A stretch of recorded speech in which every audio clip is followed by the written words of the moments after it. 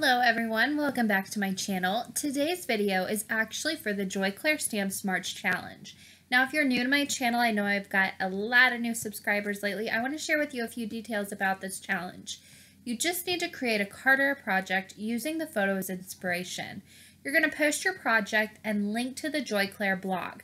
Now the great thing about this challenge, we love to see Clair stamps, but we understand not everybody has those stamp sets, so any brand of stamps is acceptable. So super easy to play along with. And here is this month's inspiration photo. It is gorgeous. It's full of yellows and pinks and creams and blues and greens, and it's very springish, very much a March sort of inspired photo. Now, a few more details. You must link directly to the Clair Stamps blog in your post. You must have a new project to post. Don't backlink, don't make this an old project. You can enter as many times as you want and add a direct link to the end links on the Clair blog. I will leave that link in the description box below. Head over to the blog post, look over all the details, all the inspiration, and then play along. You might win a $25 gift certificate to the Clair Stamp store. But on to my video tutorial for the day. I'm going to be using some Clair stamps to be doing wrong side stamping, which is a lot of fun.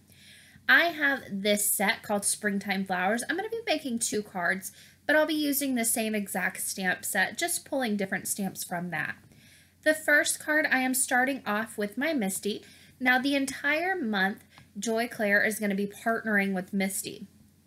I use my Misty in almost every card I do, so this isn't a huge jump for me to throw this in there, but I will be sharing a few different products from the My Sweet Petunia store as well, and different ways to use those in your card making and crafting. So be sure to hop back over all this month, and also make sure you follow along with the entire design team. There are going to be tons of inspiration and great tutorials all this month. Now I am using my Misty to do my stamping today, and I am using that little, oh, they're like the little dandelions, you know, that when they fluff up and then you can blow them and they blow in the wind. I don't really know what they're called, but that is what I am stamping down. I am using a waterproof black dye ink. I'll be doing some watercolor stamping over this, so I just want to make sure my ink isn't going to run, and I am filling up an entire background. I am stamping onto plain white cardstock.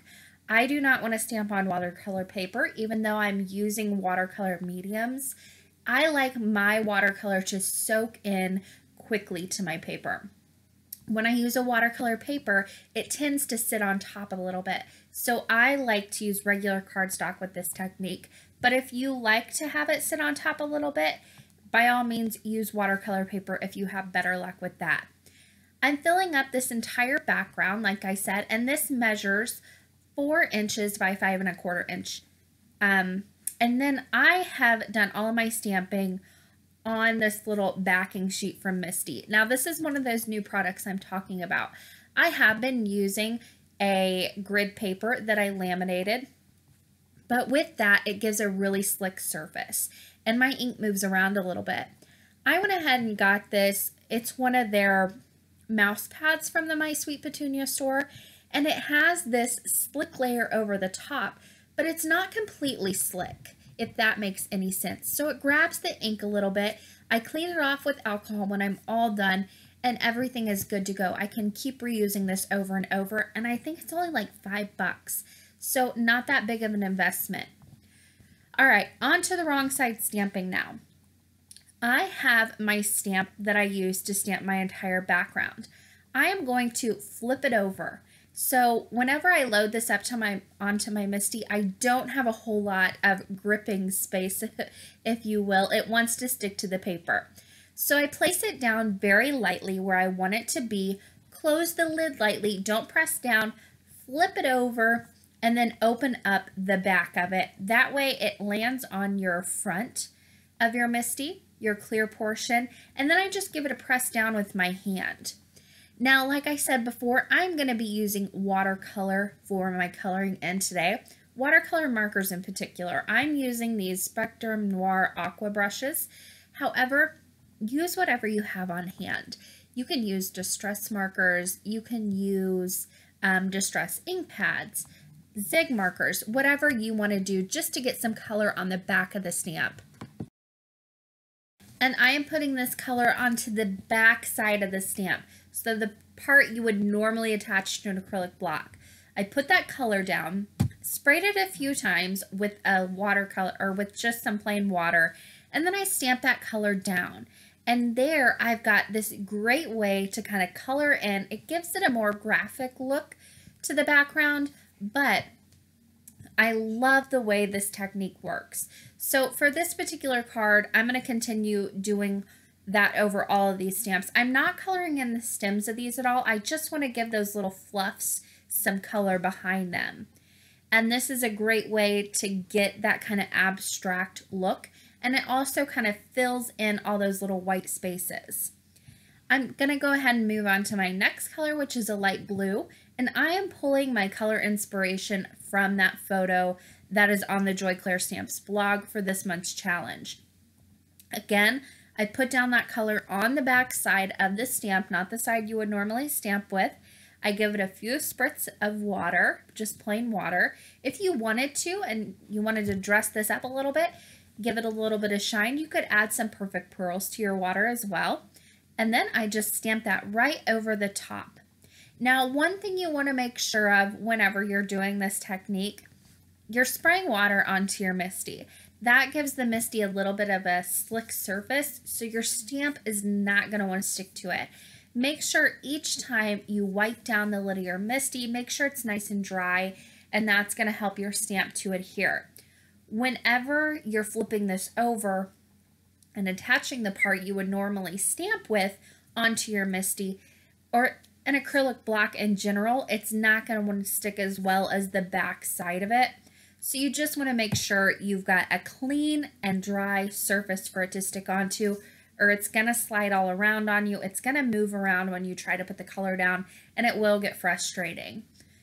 Now I went ahead and moved on to my yellow color, and then I've got this very light pink. It almost doesn't show up on camera or in the photos, but I promise you can see it in real life. It's just very light.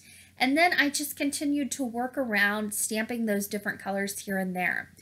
Now, on my parts that were kind of hanging off the edge, I had a headache this day and I couldn't focus on where I needed my color to go, so I just went ahead and colored in the whole thing. You don't have to do that. You can just color in the part that needs the actual color on it, but my brain wasn't working right this day, so I went ahead and colored the whole thing in, spritzed it a few times, and stamped it down. Now I want to go ahead and clean this off before I put it away. And then I've got this great background full of colors with that abstract stamp behind each one of those stamps. It just gives it a whole new and fun look. I love the way it turned out. There's a closer look at those colors stamped up against it.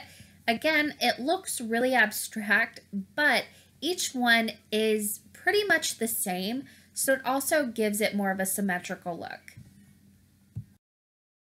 Next card, I'm going to be stamping on the same exact kind of cardstock, plain white cardstock. I'm using that same stamp set. I just pulled a different stamp from it, and I'm using my Misty again. This time I'm going to introduce creative corners into this card just to help me get placement right. I'm going to be stamping a straight line of these flowers across the card, so that little right angle is going to help me bump up against the flower each time to make sure it's nice and straight and I get a straight line. I am using that tulip stamp set, but the thing about this is whenever you flip over and you stamp with the wrong side of your stamp, you want it symmetrical on both sides of the stamp. Now with this, it's not, because I've got that flower, so what I did was I just took a little bit of blue painter's tape, taped over that. You could cut your stamp if you're comfortable with that. Most of the time I am, but I have to be honest, this is one of my favorite stamp sets, and I like this stamp too much to cut it. I use it quite a bit, so I didn't want to go in and cut this one in particular. Now, my black dye ink pad that is waterproof, it needs re-inking, and I don't have my re-inker yet, or I just need to buy a completely new ink pad. So I went ahead and I was looking at my black inks and I'm like, oh yeah, VersaFine is waterproof as well. So if you have VersaFine, you can use that. It leaves a very crisp image, especially with very fine detail stamps like this, with those very fine lines. It's a great ink to use. And with your Misty, you don't run the risk of blotching everything up with your fingers. VersaFine is a pigment ink, so it can get a little messy.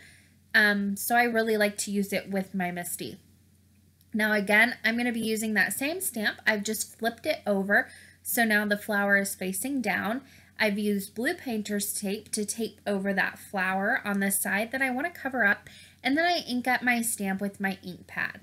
Then once I know that the area I want is nice and inked, I will go ahead and remove that blue painter's tape. Now, if you forget to remove that tape, you are going to have a huge smudge of black ink, which I did on the inside of my card, but I'll show you how I fixed that later on, or tried to fix it. I might still tear it apart and just use the front of the card. We'll see.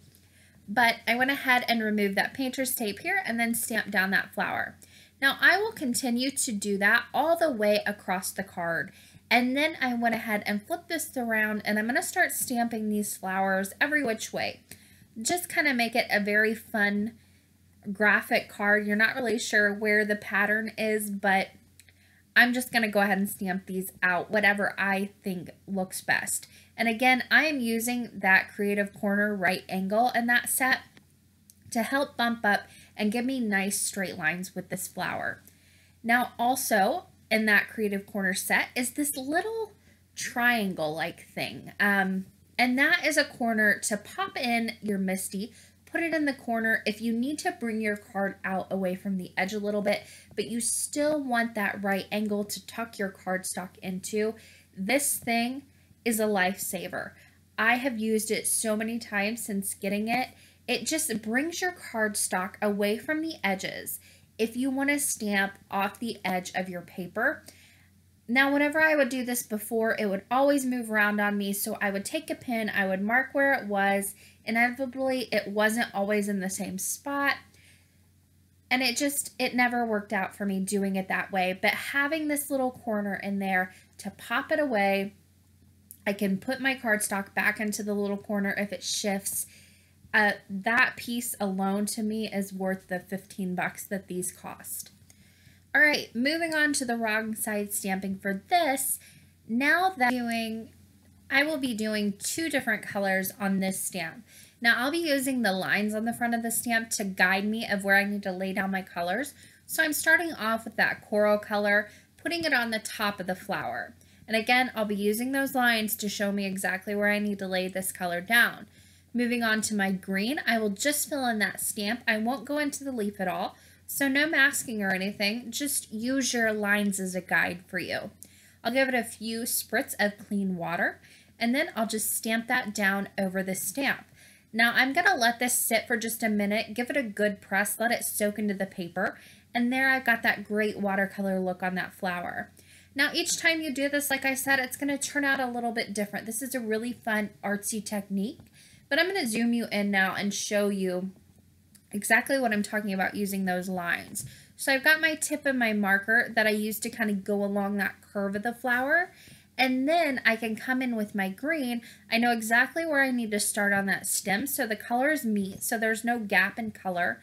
Give it a good spritz of water. Not too much, you don't want it slopping out the sides, but a good spritz to re-wet those colors. And then I'll go ahead and press that down. Now the great thing about using water with this, if you ever need to walk away and you've got some color dried on your stamps, you can give it a spritz of water. That's going to reactivate the colors, especially if you're doing this with an overly complicated stamp. Like here I'm just using 2 colors, but if you wanted to use 3 or 4 or go in with an ombre look, you can put down that color and you're not going to worry about the dry time. If it dries on the stamp, it's fine. You can reactivate it with water. You know it's going to stamp down beautifully. I zoomed you in for one last look at this. I'm going to go ahead and use that blue on the top of the flower. I know exactly where I need to come back in with my green then so the colors meet. I'm avoiding that leaf so I don't stamp it down. I'll give it a spritz of water. I'm going to show you a little bit of a close-up so you can see how much water I'm actually putting on there. It's not a ton, just 2 squirts. And then I'll go ahead and press it down and let that soak into the paper for just a moment. This is again why I don't want to use that watercolor paper. I want it to soak in there. And then I can lift it up and I've got that beautiful watercolored image. Now right here, my stamp didn't want to stick to my lid of my Misty. Again, you want to make sure it's nice and dry. You want to make sure it's clean, but sometimes it just wants to stick to that backing. So I flipped it over after I had lined it up, and then I laid it down onto the top of the Misty lid that way. Give it a good press with your hand, and that's going to be a great way to line this up and get it to stick to your lid. I'm going to finish up with just that one last little tip on the flower there. Finished look at that panel. I want to share with you a few different ways to use this technique before I move on to finishing off the cards. So you don't have to use the front of the stamp to do this technique. You can just use the back of the stamp and make a watercolor look. So with that same stamp I've been using, I'm going to use the lines on the front of the stamp to lay down my color. I've used purple on the top of the flower, and then I'll go ahead and fill in the stem and also the leaf using the lines on the front as a guide with a green color. Give it a few spritz of water, and then I'll stamp it down onto the paper. I'll let it soak in for just a second, and then when I pull this away, I've got this great watercolor, almost stenciled look of a flower. I'll zoom you in and speed it up on this one so I don't bore you. I've got a nice bright blue I'll fill in the top of that flower with, and then I'll come in with the green like I used before, using the lines on the front as a guide to help me lay down that color. Now with this particular stamp, I went a little bit more heavy-handed on the water just to show you what it would look like. It does get a little bit more runny. It will go outside the lines. It'll give you more of an artistic look. But once you pull that away, it is a gorgeous stamp. And if you don't like those kind of smudgy areas, you can use a watercolor brush to kind of flatten them out a little bit. Now I want to show you how you can use this for your sentiments. I found my sentiment with black waterproof ink, and this time I'm going to use a distress marker.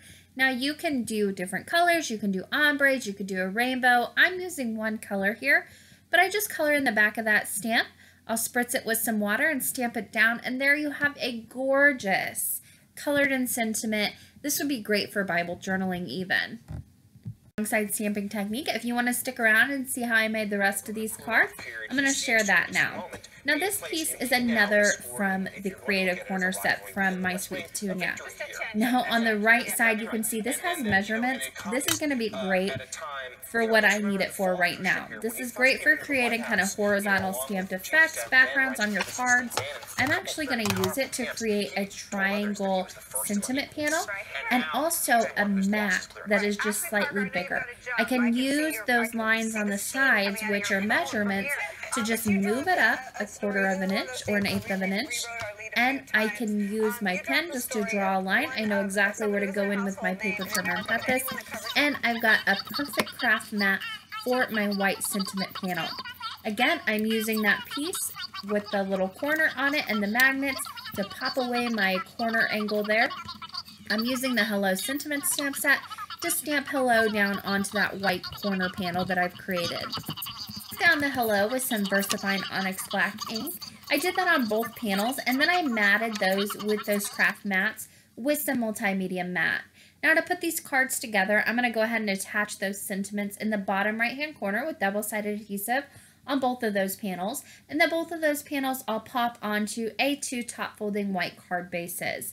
Now in that Hello Sentiments, it is a sentiment builder set. So I went ahead and used Gorgeous on pink cardstock, and I cut those out into rectangles and popped those up right over the Hello Sentiment.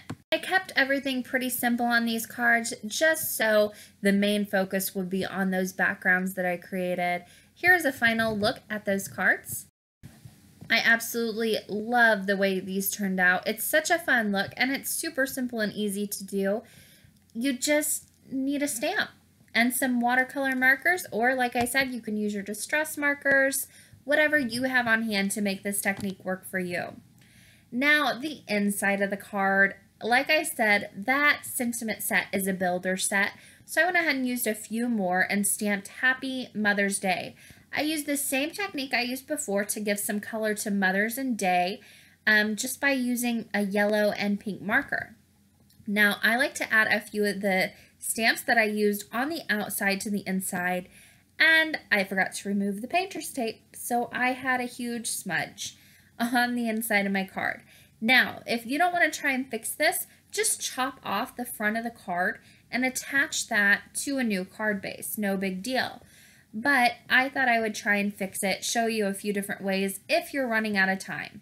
So I have a video on fixing your smudges. I'll leave that in the top right hand corner. I used a craft knife and a sanding block and a white gel pen.